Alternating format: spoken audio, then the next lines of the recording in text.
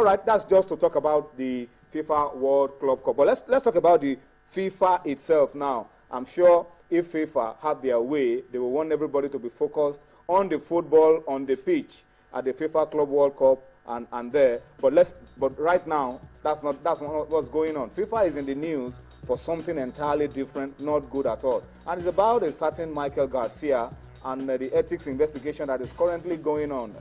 Tolu, you've been reading about it all day.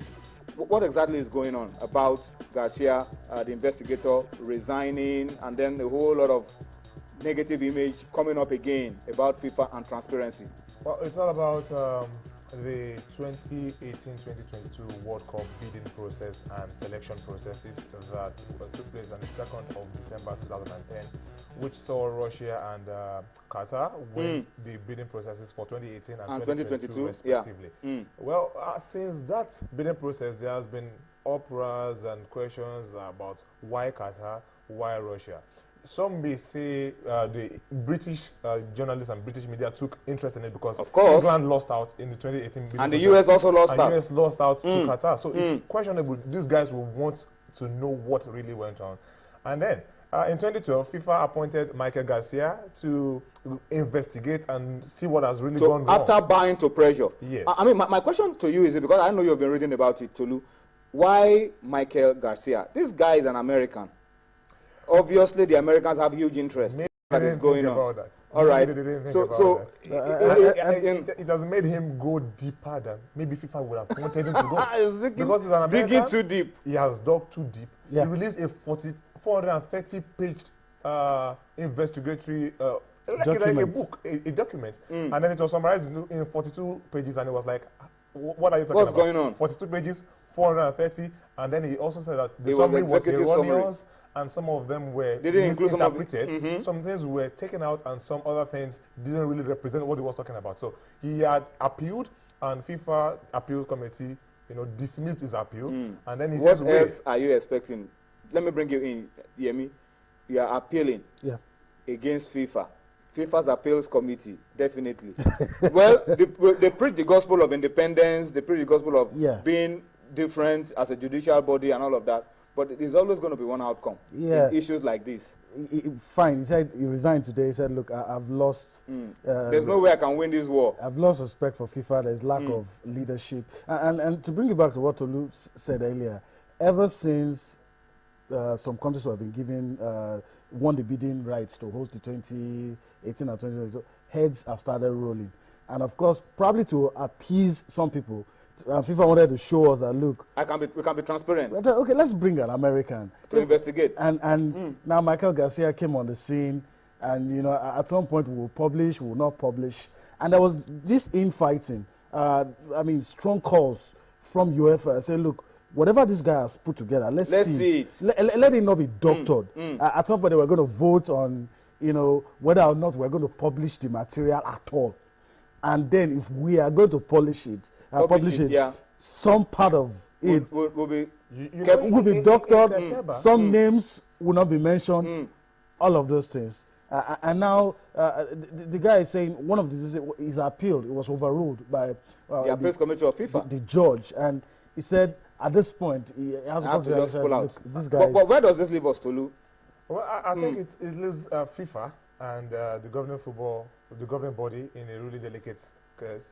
They tried to bring in the committee to look into the matter so that they would look transparent. Now the head of the committee has resigned. He left the post, and he mentioned he said things that make you think, well, hang on a minute, why should this man resign at this time? I think the trouble now is we may never just know what really happened. We may not know how far Garcia was able to find out, because he's out of it now. Who's going to press FIFA to go on to make those things find the 430 documents? Unless Garcia himself, at the risk of whatever FIFA would throw at him, decides to say, look, I've pulled out of it, but these are some of the things and his main grouse is that I discovered. Is the summary of his report. And it's being like, doctored. this is not not reflecting. Yes. I mean, this does not reflect in detail the work that I did. I mean, if you're going to publish this, I mean, reveal more. I think on the lighter side. Let's just look at it also. FIFA may not want to publish it for another reason, being that they must have told some people that don't worry, you will not, your names will not be mentioned. Exactly. If you reveal these whole 450 pages, some names, confidentiality confidentiality is lost. Then how do you make these people trust you next time? It's difficult. I think FIFA is also placed in a really difficult situation in this whole case. Because of the confidentiality clause. They lost one of their sponsors immediately after the World Cup, Sony. I think they lost one more sponsor. When things should get better, things are getting worse. Michael Platini says, well, it is a difficult period for FIFA at the moment. You just look at it. What can they do? UEFA at some point threatened to pull out of FIFA. Yeah. What other body will threaten to pull out of FIFA? I mean, a whole lot of things are going on wrong. FIFA needs to correct this thing. We can see the decay. Ever since the time of the last president, Joe Havelange, the Brazilian, it looks like something has been going wrong in FIFA, and it has not been corrected since then. We're talking over 16 years now. When will it be corrected? And my fear, you talked about November, in November 2010, and heads started rolling from that point. At this stage, people who don't want to toy the line of FIFA, heads may start rolling. I mean, names like Being a Man, Jack Warner, our own Amos Adamo, all of this is related directly or indirectly to this issue.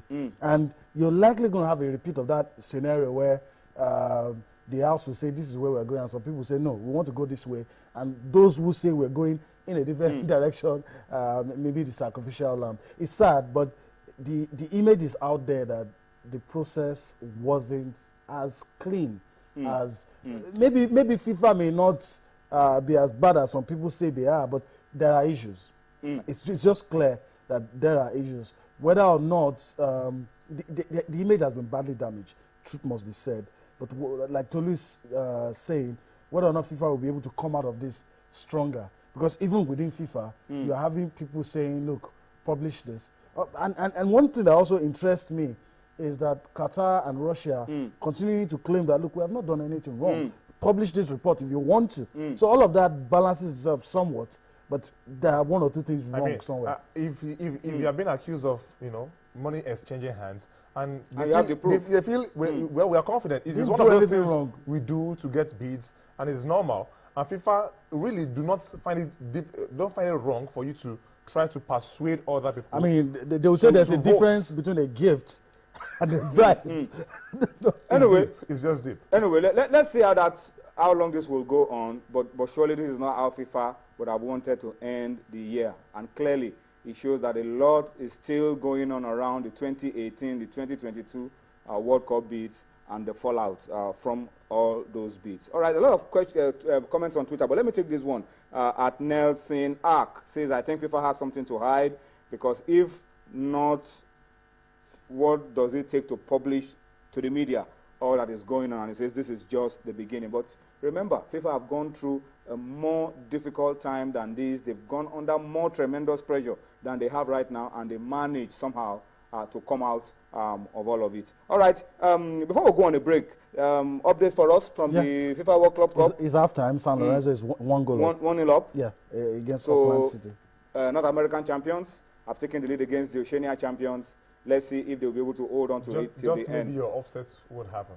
Maybe the upset won't happen anymore. All right, but then there's still 45 minutes to play, and we will update you some more, maybe towards the end of the show. I must thank you. That's it on your screen. San Lorenzo 1-0 up over Auckland City in the second semi-final currently going on is live. It's at halftime now, and San Lorenzo are 1-0 up. All right? Okay. Yemi, I must thank you so much for coming on the show to shed more light on this FIFA Garcia report and all of that.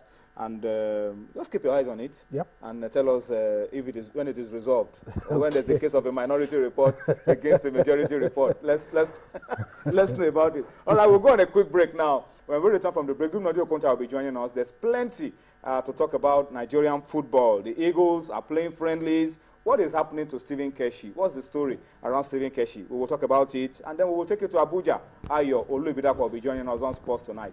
Join us again.